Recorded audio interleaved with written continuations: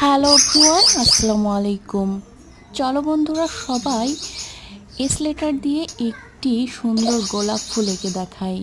Drawing সবসময় কৌশলে আঁকতে হয়, তাহলে ছোট বাচ্চারা এবং যারা বিগিনার আছে তারা সহজেই যে কোনো ধরনের ছবি ড্রয়িং করতে পারবে। আজকের এই ভিডিওতে আমি সেরকমই ট্রাই করেছি। প্রথমে একটি এস লেটার দিয়ে নিয়েছি।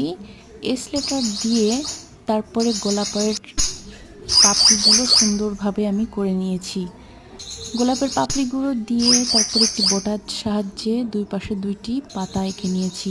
পাতাগুলো যেহেতু গোলাপের একটু খাঁজ কাটা মতো হয়, ঠিক সেরকমভাবে দিয়ে ফুলটাকে আমি গোলাপি কালার করে দিচ্ছি।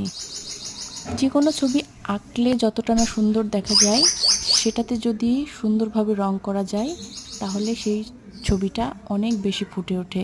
সর্বোপরি আমার এই ছবিটি আঁকা কেমন হয়েছে অবশ্যই জানাবে কমেন্ট করে। ধন্যবাদ।